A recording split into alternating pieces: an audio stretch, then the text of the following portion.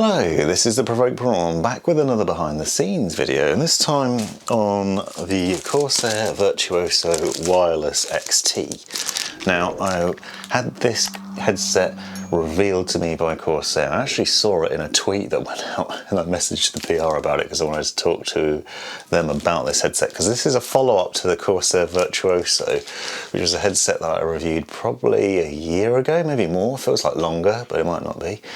And a potentially fantastic headset. Now, hopefully this video gives you some insight into a number of different things. What I want to talk to you about is the logic and the thought process I go through. So, for example, when the Virtuoso was announced, I was really excited because I've always felt that Corsair's headsets weren't that great. The Void Pro and the Void Elite were kind of not that impressive, and the Virtuoso represented a leap forward in the quality of the headsets. It was a wireless headset which also had a USB-C connection that in theory would allow for 96 kilohertz audio, which is high-res audio over a wired connection on PC. It had virtual surround sound. You could also connect in other ways with a 3.5mm connection, and you could use USB-C to your phone as well, so you had an Android phone, so there was multiple different connection options, and it would also connect wirelessly and promised a decent battery life, and it also had a really good look to it, a really nice aesthetic, and it looked like it was really well built and really good quality. When I reviewed it, I said it was fantastic in the sound quality, and also the microphone capture was really, really impressive. And unfortunately, I then came to the conclusion that it was not comfortable for me personally. I found it was uncomfortable. The ear cups were too small and they were too shallow, and it pressed up against my ears and squashed them, and it made it really uncomfortable to wear for more than a couple of hours, which was a real shame, and it basically destroyed it for me, and I wasn't happy to recommend it. I also had some other complaints in that, for example, why didn't it have a Bluetooth connection? That seemed like something that other people were doing quite well. SirSpawnsALot has a number of headsets that have a Bluetooth connection as well as a wireless connection.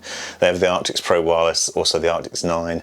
There are some other devices from other companies that also offer a similar connectivity. A number of other headsets that I've tested more recently than the Virtuoso, which had the similar offering, so I was really disappointed they hadn't done that, and I thought they'd missed out potentially. And that's where this headset is exciting, the XT, because it does have Bluetooth, so it's got, as well as having wireless slipstream wireless technology, it also has Bluetooth connectivity.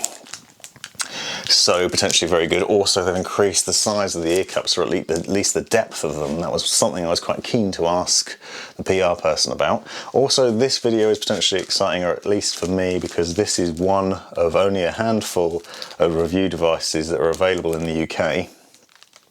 And I was selected as one of the people to get hands on and to be able to review it, which is great. I would like to give some love to Corsair because they have helped me out in another way. So alongside the release of the Corsair Virtuoso was the release of the Corsair Virtuoso SE, which you can see here. The SE was meant to be a superior version to the Virtuoso in that it had a better microphone, a larger, bigger, better microphone, and some other minor differences. I believe it comes with a carry case, for example. I'm not 100% sure on that. Unfortunately, I wasn't able to get the SE at the time because I wasn't big enough in terms of the channel size and number of views and things like that. And so I was stuck with the base model. A lot of people then commented on that video of my review saying, oh, the mic on this sounds great, it sounds better than the SE. And apparently people who reviewed the SE at the time and had it when it first launched found problems with the microphone where it wasn't as good capture quality. And so everyone was sure, because of all the number of reviews that came out, that the SE had a really poor quality mic and wasn't great for sound capture, which I thought was a bit odd, because I had a friend who bought the SE version, special edition, and his mic sounded fine, so I thought it was strange. So maybe it had been fixed with a firmware update. So what I did was I asked Corsair, was when they were sending me the XT, if they wouldn't mind sending the SE.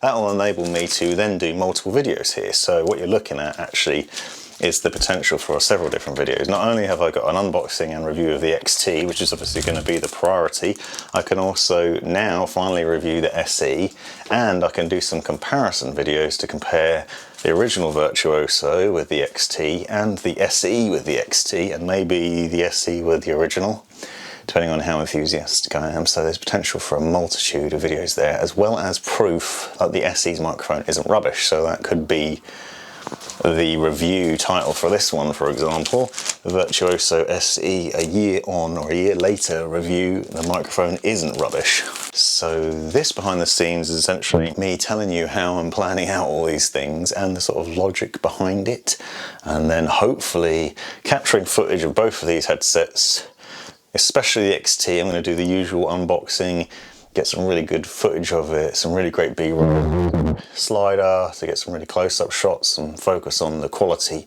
and the differences, obviously, with the bigger ear cushions, focus on those and talk about them, and the highlights and the aesthetics and the overall look and feel of it, and hopefully capture that. And then do a video on the SE as well, get loads of B-roll of that, and then be able to compare them side by side. So there we have the potential for a load of really good videos, and hopefully some insight into how I operate, because obviously the thought process isn't just a new product's out, let's review it. It's actually, oh, I can compare it with the old one, and also maybe now I get the opportunity to review a device I never got to see in the first place and prove people wrong, or at least show that those original reviews weren't correct, and actually this device, the SE, might still be good to purchase if you can get it cheaper on eBay, or maybe you don't want the XT and the SE is good enough. Those are the things that might be useful to people, so watch out for those videos in the near future. And now journey with me on a trip into how I'm going to capture the footage on these two headsets and see some of the B-roll, and then the joy that comes with unboxing. So one of the things I've not shown with the behind the scenes videos before is the sort of logic that I use with the cameras. So I've talked about this camera, and this is a GH4 with the Rode Pro video mic on it. I'm going to get this into a position to view the Virtuoso XT here, and I'm thinking about what sort of lens I'm going to use. So I've got the 12-60 Lumix lens on there, which has a zoom on it. This has been one of the main lenses on it, and the reason why is you can kind of get it sort of close to the product, whereas I actually prefer this macro lens. For this macro lens gives a better quality. So this is the Lumix 30mm 2.8 f-stop macro lens. This actually gives a better quality, but if you're using a macro lens you have to put it across the other side of the room if you're trying to capture something large, and so I'd have to put the camera over there in order to capture this, and that's not ideal. So I start off with this 12-60mm, and also from the top down shot I'm going to use this 7-14 wide angle. That gives me a bigger sort of space. It might sometimes be a bit too wide though. I've used this in previous shots and it made me look a bit big, and it also makes things look a bit stretched if you're not careful. So this, you've got to be really careful with the sort of setup of what lenses you use. But again, if I use a macro lens up here, it probably won't work with the headset because I'd have to put it right up in the air. If I was using a mouse, I could maybe fit it in with the mouse and the macro lens. That might work because that top-down sort of distance would probably be enough. But for this, I need a bit of range. But I'm going to try and get two different angles so I can get some really good quality shots. I thought it might be interesting to see what the thought is behind the lenses and why I use different setups. The other thing I've done is I also just recently purchased another Video Pro mic here, and the reason for that is because I'm capturing footage from both angles. I'm also finding I'm using both cameras in different times. So what I'm about to do now is record footage from both at the same time, and then I'd usually use the audio from one as the main audio for the multi-angle shot, line them up in the edit and make sure that they're lined up correctly, and then edit down that way. What I found is that I started to use the cameras separately.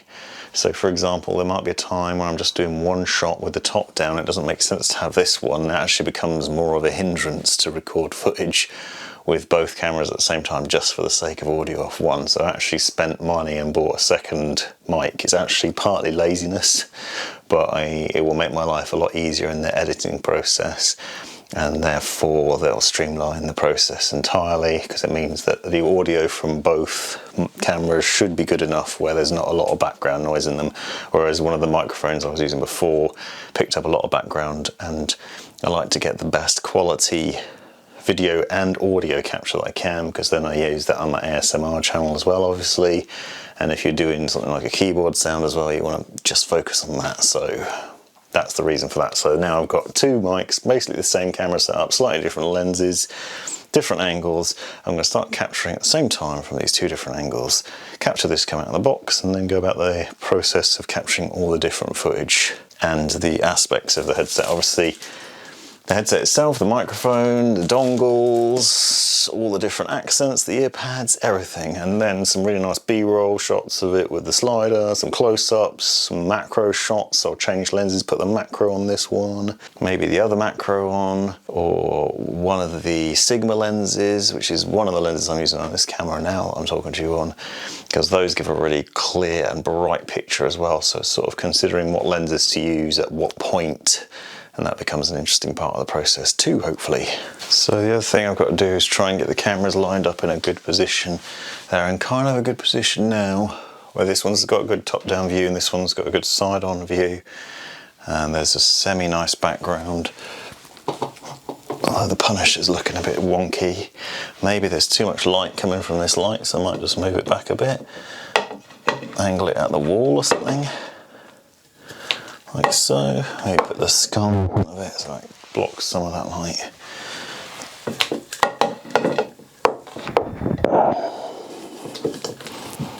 Do it like that. Yeah, that looks a bit better. You don't want too much of the background taken away from the foreground. So make sure the desk is clean as well, so it looks nice and people don't notice any mess. The other thing I have is trying to get the cameras to be similar in terms of the setup of them.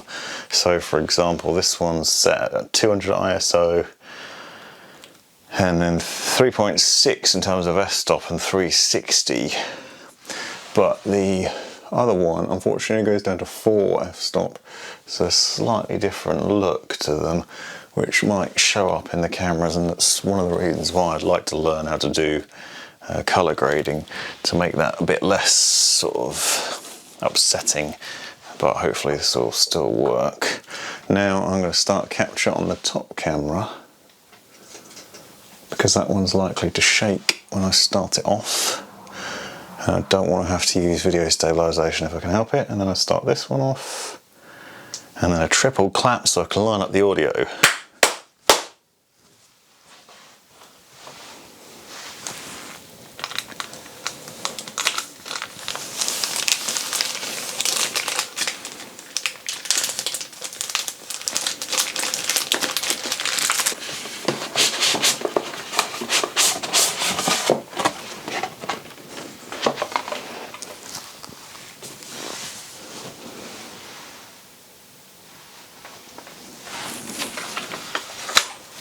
One thing I've noticed now is that I'm in a position where this second camera doesn't look great because it's not got a good angle on it.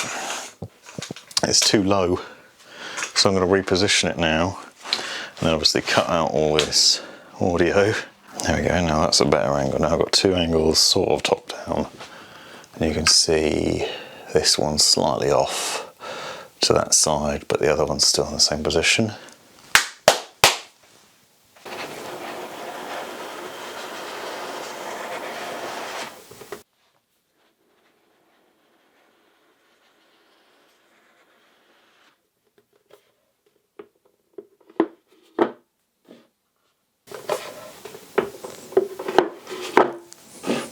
So one of the challenges I have with being down on the floor, as you just saw, and you might hear if you pay very close attention, is a weird noise emanating from my lower regions that people might think is actually my stomach, but actually is my knees. My knees are creaking along the floor. This is a problem that I worry about the microphone picking that up and hearing that, because that's obviously not ideal. It sounds like a grumbly noise, but it's actually just my kneecaps. Anyway, back to the setup.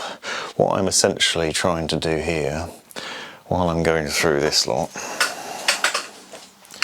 while I'm going through and unboxing this, you can see all of what's come out of the box. So you've got the microphone, the USB cable, USB dongle, 3.5mm connection, the manuals, a nice carry case, the headset itself. Now, I want to get some shots of all of these things individually so that I can talk about them and why you would use them.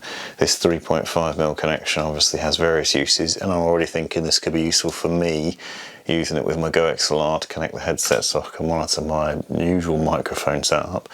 Obviously the USB connection for high-res audio, the dongle for connecting to your PC, and I want to be able to show various things with this headset, including the ear cups, because they've obviously made them bigger, deeper, and that's going to be a big important focus for me. It'll be really interesting to get the SE out and compare it with this and be able to talk about that. I can also see some differences immediately here. They've improved and changed the volume wheel, for example. I remember what the previous one looked like. This is new as well. That's a Bluetooth volume dial by the look of it. You've got USB-C over here, 3.5mm, the microphone connection. Obviously I was also stretching it. You can see stretch, and there's a terrifying bend up here, which I'm hoping is just the way it bends and it isn't going to break. It feels a really good quality. Trying to get that over in video is going to be difficult.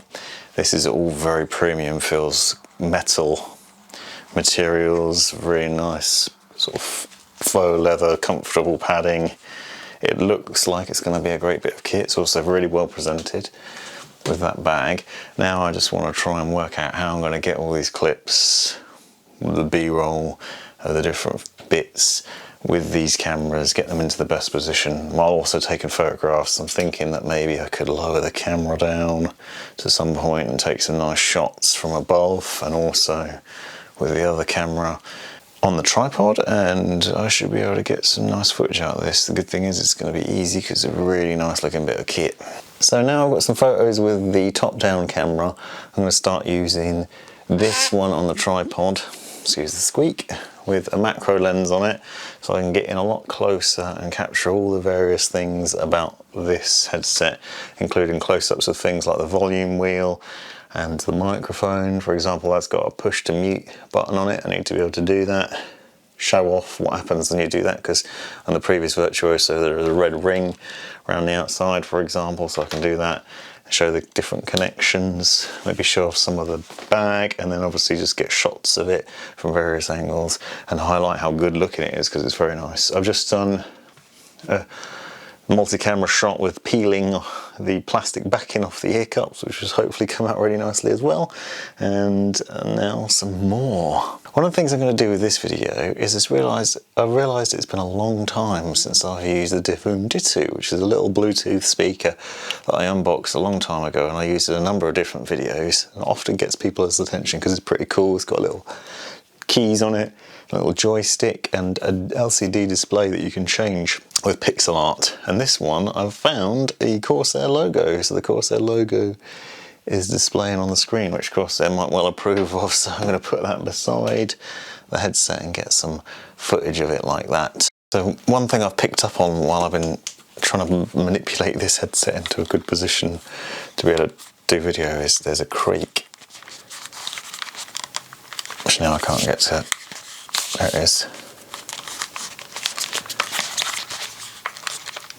I can't get it to do it now, but there's been a creak when I was trying to position it on the desk.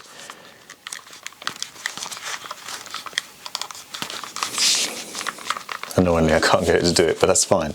The point isn't to capture it for the behind the scenes. The point is to talk about the fact that there's a creak in the headset, and if you're moving and it's creaking, it's not doing it at all now, annoyingly, then that'll be a really irritating thing to have happen, obviously. So it's something I'm going to have to pay attention to and listen out for, and then try and capture footage of, which I can't even do while I'm showing you, so that's frustrating. But when I was trying to get it to sit on the desk in a good position, it was just creaking there. It's just a slight creak in it, bit annoying.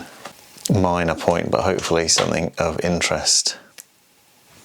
It's been about an hour and a half now since I started.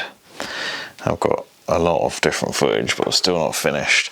I've taken various different shots, all sorts of angles, including removing the ear cups, which by the way is very tricky because it requires quite a bit of force. It's quite scary to do. And on the original Virtuoso, I actually thought that you couldn't get them off because I spent so much time tugging and pulling at this and trying to pull them straight off. I never twisted them, and it's also really difficult to get this off. Even now, it's quite stiff. It's quite scary trying to do that. Well, I knew it was possible because someone had said it was possible on the original Virtuoso, so I figured it was on here too. I've got a lot of different shots and a lot of different angles, but one of the things that I've also been doing is trying to get lots of footage that I can use not just in the unboxing of this headset, but also to do with the comparison of the SE, which I'm going to have to unbox again in a minute and get that out of the box and be able to compare the two. Also to show off various things like when the mic's plugged in, because obviously this mic is different from the original Virtuoso, so we get lots of footage of that. And then maybe I can compare the original Virtuoso to the XT. If you bought the original and you liked it, or maybe there were certain things you didn't like about it and you're considering upgrading, or you'd heard reviews about it, maybe seen my review on it and not wanted it and wanted to know what I thought of the XT, then obviously getting loads of footage means I can use it in loads of different ways, and people won't think I'm just reusing the same footage, but it does mean it takes a heck of a lot of time to do.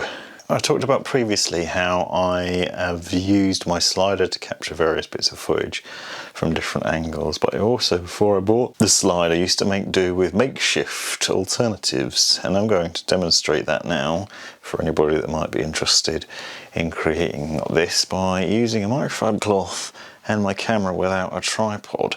I'm basically going to then drag that across the desk in as smooth a motion as possible. Now I'm quite lucky because this surface has obviously just recently been oiled and it's fairly smooth anyway, but it is something that's quite tricky to pull off because you do need to have quite steady hands and try and avoid any of the bumps. Now I can stabilize with video stabilization once I get into the software and the editing process, but if you can get really smooth footage to start with, then it obviously pays off. So what I'm going to try and do is scooch from left to right, maybe sort of panning around in a sort of semi-half moon sort of shape, crescent, circle, whatever you want to call it, half circle around the outside.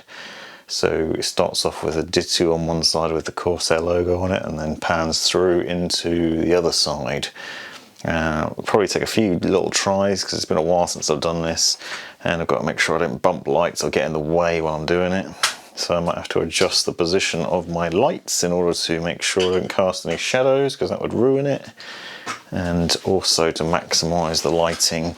So I'll move this back a bit and I'll adjust it up. And then obviously the other key is going to be making sure the cloth doesn't appear in the shot. So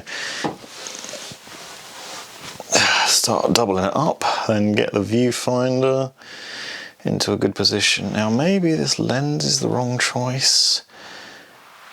Only one way to find out really. Yeah, I think this is probably the wrong lens. It's a bit too close, so I'm going to try this other one. I've been using the macro lens for most of these shots, but this one is probably going to be a bit too close, so I need something I can zoom out a bit further with. Oh yeah, that's better. Now,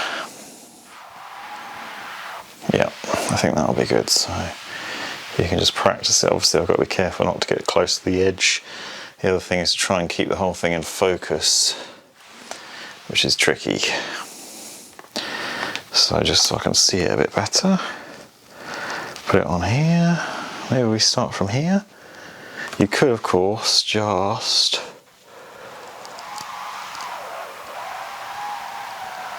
drag the camera. I actually might try both. If I'm not holding the camera, it can't shake as much, but it might wobble on the cloth.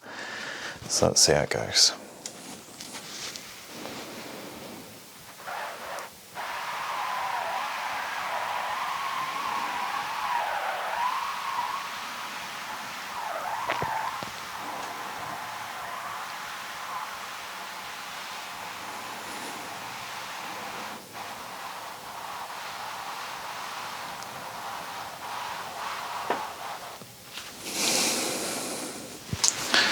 Not really happy with that. I'm going to keep it just to demonstrate what it was like, but it wasn't smooth enough.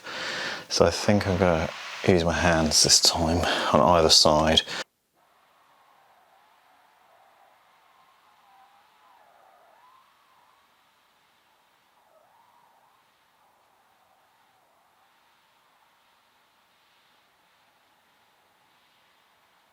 Try and avoid bumping the camera, but also moving the camera, keeping it steady and panning at the same time. So let's see how we go with this one.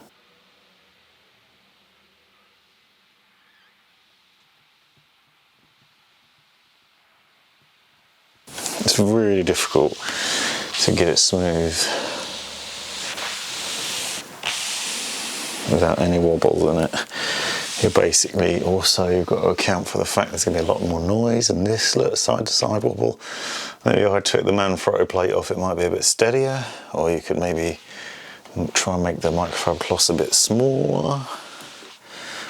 I don't know if that's going to make it better or worse. Then I just ended up with it in the shot.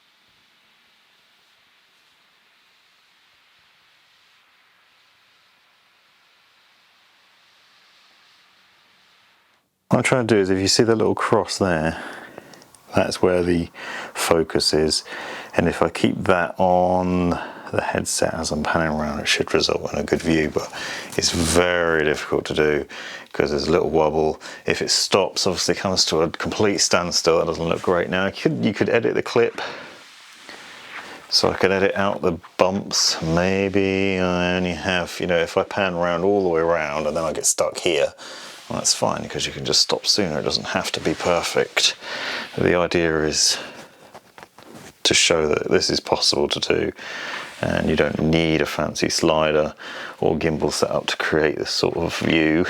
You can do it with a makeshift microfiber cloth. So now what I'm doing is I'm raising up the front of the microfiber cloth to lift the front of the camera up a bit, and hopefully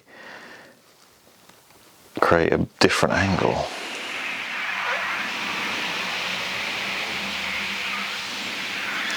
Anyway, that is that for now, but I just want to demonstrate that that is how I do it. Whether it will come out good or not, I'll add the B-roll in so you can see. Now I've got both sets of headsets out, so here's the XT and the SE. You will note, obviously, there's a difference between them, in fact, in terms of the different colour accent, but otherwise they look very, very, very, very similar.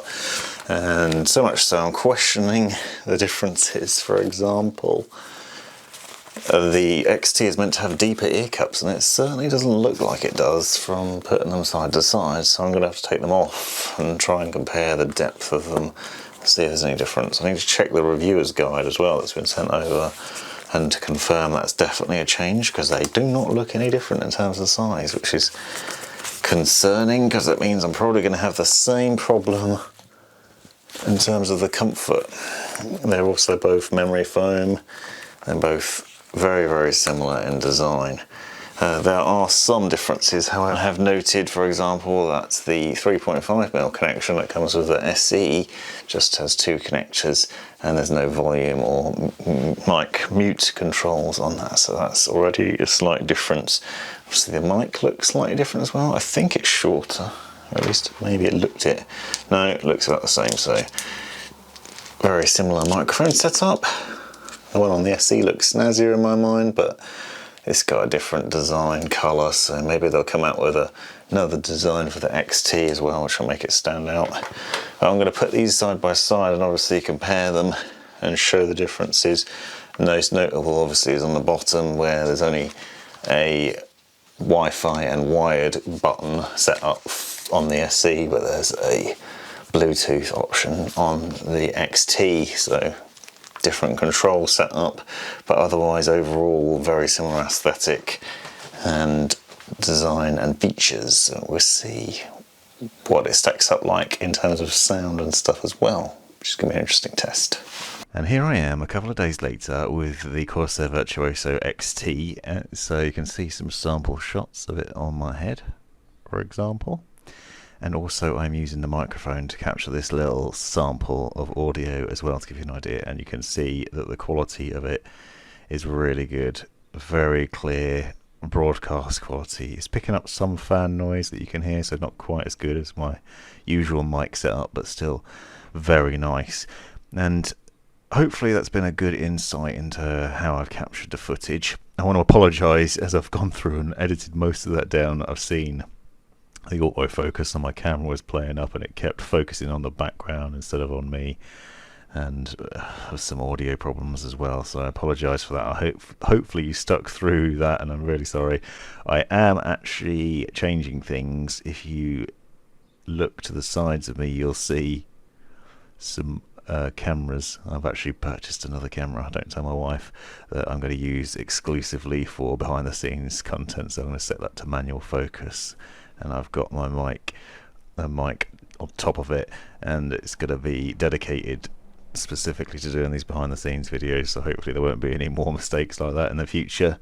And it will also mean that I can give you more behind the scenes views with a more surrounding experience of the entire process, whereas before I've had to switch between cameras while capturing the footage and then going back to behind the scenes, so it's not been as sort of nice as I wanted it to be. So I'm trying to improve the quality of these. Hopefully you found them interesting.